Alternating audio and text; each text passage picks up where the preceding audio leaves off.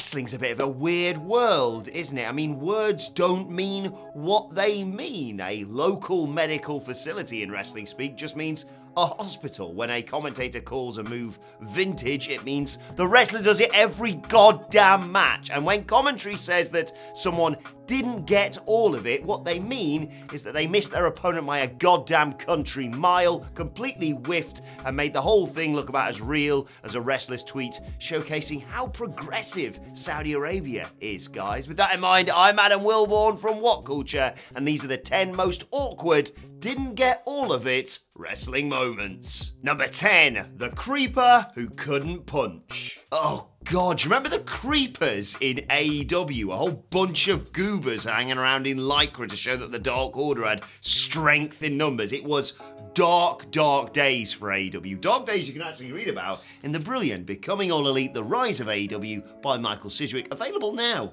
on Amazon. Anyway, the whole thing was on the December 18th episode of AEW Dynamite that the creepers helping out the Dark Order were going to beat the crap out of the Elite. Now, technically, they weren't supposed to do this. They were meant to just sort of subdue the Elite so Evil Uno and Stu Grayson, you know, the famous ones in the Dark Order, could, showcase their abilities. But quite a lot of them got a little bit carried away because, they're just sort of blokes who are happy to be on telly wearing this. And the most famous occasion, of course, was this guy just whiffing, just coming nowhere near the head of Dustin Rhodes because he didn't really know what he was doing. It was a dreadful segment. Thankfully, a couple of months later, we had Revolution, so whew, thank goodness for that. And to be fair to this guy, he was just a bit of a chancer and hadn't really read what he was supposed to do. The rest of the entries on this list have got no excuse. Number 9, Lars Sullivan gets lost. Right, I don't mean to be harsh, but Lars Sullivan wasn't great, was he? He was an intriguing prospect with his rock of a head, his sort of old-timey physique, and well, look at the bloody size of him, but he was also sort of an eerie premonition for what was to come in an NXT 2.0 world, i.e. if he didn't have Plunder to sort of use as a bit of a shortcut, or Oney Lorcan bumping all over the goddamn place for him, it wasn't great to watch. But hey, he's got more 5-star matches than MJF. Thanks, Dave Meltzer, for that one. Anyway, let me take you back to TakeOver Chicago 2. It was Lars Sullivan versus Aleister, as he was known then, Aleister Black. Now, this match had been rehearsed over and over and over again, no doubt, either in the Performance Center or on the Largo Loop. But the thing with doing something like that is if something happens that you've not prepared for, if you go off script, people like Lars Sullivan won't know what to do. So when Lars Sullivan got a bit lost and was out of position when Aleister Black went for the Black Mass and just missed, Lars Sullivan hadn't got a bloody clue how to improvise, and so just sold for it anyway. You can literally drive a bus through that gap. What were they thinking? Then again, it's not the first time that's happened, and it's not even the last on this list. Number 8, Alberto Del Rio perfects the flying nothing. Alberto Del Rio. Let's be honest, he was at best a 6 at everything, and yet he had a pretty glittering WWE career. He won the United States Championship a couple of times, he won the Royal Rumble, he won Money in the Bank, he won the WWE Championship twice, he won the World Heavyweight Championship twice as well, and yet pushed, I can't remember a single thing he did. I mean, the most obvious example I can think of, most obvious memory I've got of Alberto Del Rio is him losing the World Heavyweight Championship to Dolph Ziggler on that Raw after WrestleMania. But I tell you what he was good at, the flying nothing. You know what I'm talking about. Someone comes off the top rope and they don't even attempt an axe handle. They just sort of go on, chin me. It was bad enough when he used to make his opponents do that thing where they'd hang in a tree of woe and then just grab onto the top rope and wait for him to stomp on them because that was his finish. But the flying nothing was a thing of beauty when Alberto Del Rio went for it, except for at Hell in a Cell 2012 in a match against Randy Orton, where he presumably just didn't tell Randy Orton that he was going to go for the flying nothing. So instead, he just jumped off the top rope, landed on his feet, and the two of them just looked at each other for a second, swung a few punches, And then Randy Orton went, I suppose I'll hit you with a scoop slam, and then nailed him with a very pissed off drop kick because, yeah, what the hell was that? Number 7, this man was WWE champion. For like a long time as well. There are plenty of attributes one should bring to the table, or could bring to the table, as a world champion. You could be a high flyer, an acrobat, a strong man, just incredibly charismatic. You could even just be competent.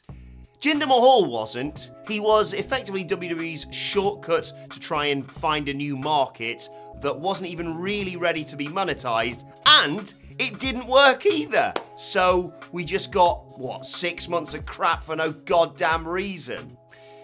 Jinder Mahal was your bog standard WWE independent contractor. And that was exemplified by the fact that, again, if it goes off script, he doesn't know what to do. We're talking about the greatest Royal Rumble, which is remembered for various other reasons. I don't want to go into them. But Jeff Hardy comes off the top with his infamous Whisper in the Wind move. But Jinder Mahal's not in place, so Jeff Hardy just sort of flies past him. But Jinder Mahal goes down. Have you ever been blown over by a gust of wind? Now, we have viewers from all over the world. I'm sure you've had some awful storms where you are. That counts. I mean a gust of wind like this. That shouldn't knock anyone over.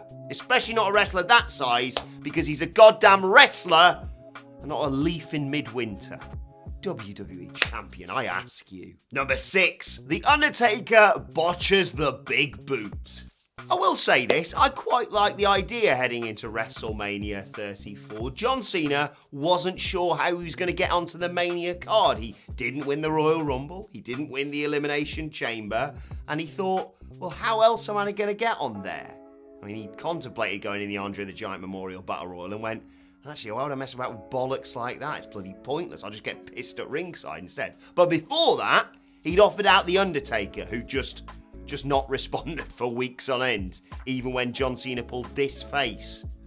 Haunts my dreams, that does.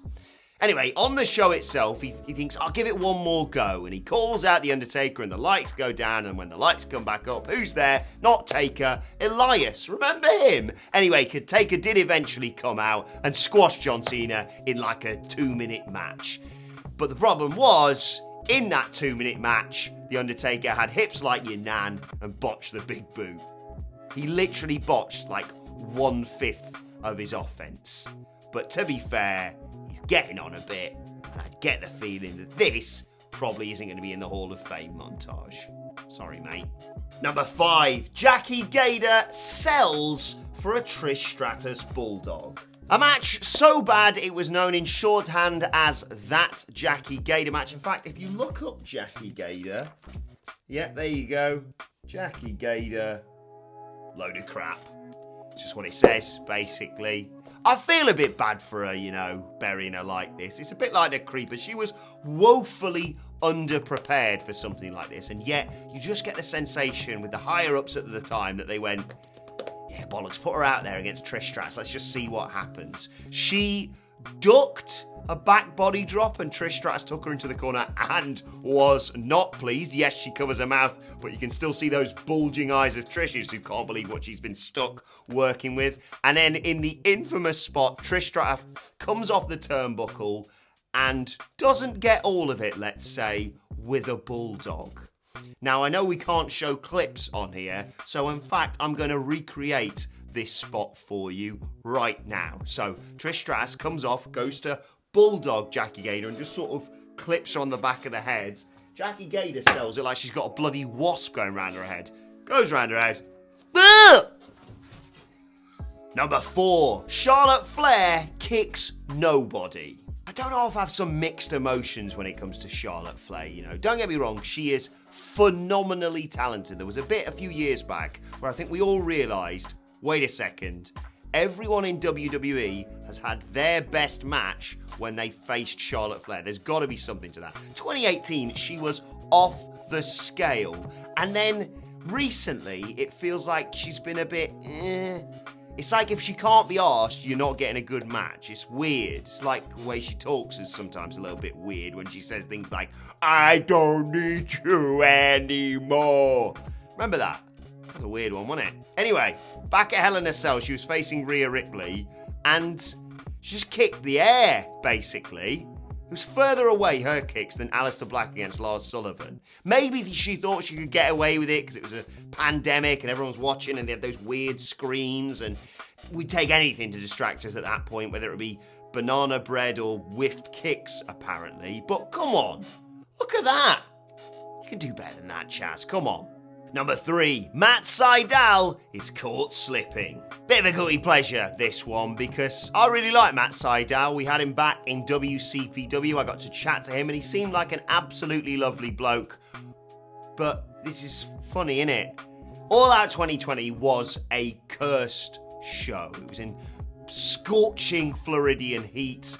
You don't need me to go into why it was such a all-over-the-place show as well. But then we got to the Casino Battle Royale, and I don't really like them, if I'm honest. I think it's a dumb layout. I think the way that they do it with suits doesn't mean that anyone gets over other than the Joker, like Matt SYDAL was.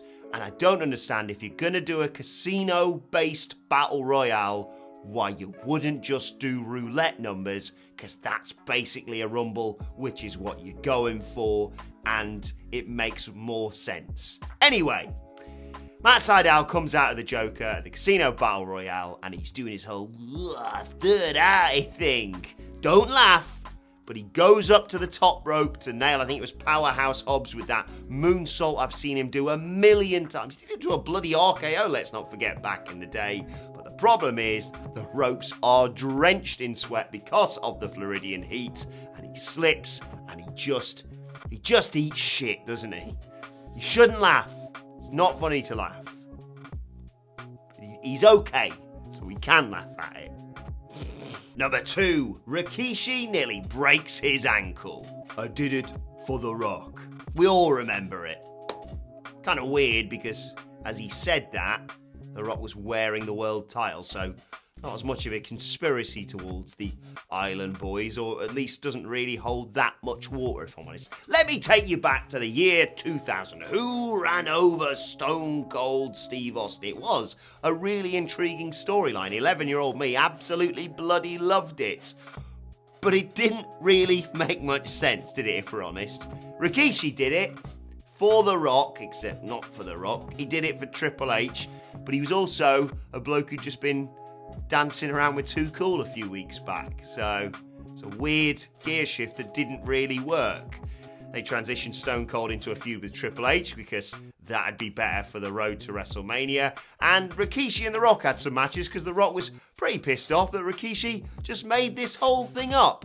The highlight, or low light, of which was Rikishi not being able to get up for a rock bottom and landing horribly. It looked like he broke his ankle, and then he subsequently collapsed on top of The Rock, and then swiftly had to get off him because he nearly pinned him because The Rock was selling exhaustion. That series of things happening is almost impressive. Number 1, Sam Adonis eats, well, doo-doo.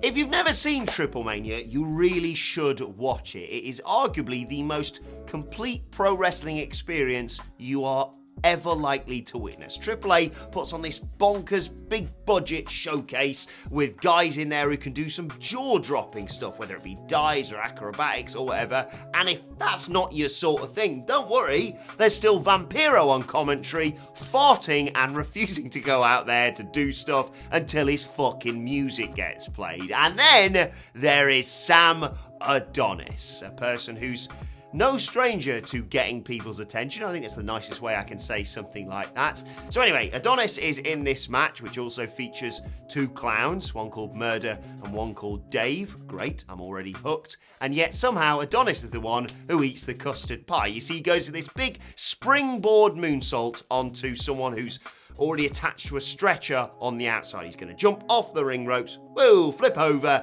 and land on them. And yet, in a perfect conclusion to this list, he doesn't get all of it, and by that I mean he hits this spectacular springboard moonsault right onto the floor next to the stretcher. If ever a move summed up an entire career, you got it here, guys. And that is our list. Did we miss any out? Let us know in the comment section below. And don't forget to like, share, and subscribe. And subscribe to What Culture Wrestling, wherever you get your podcasts from, for daily wrestling podcasts, of course. Plus, you can let us know your thoughts on Twitter at WhatCultureWWE. And you can find me on there at Adam Wilborn. Thanks for watching. I've been Adam from What Culture, and I'll see you soon.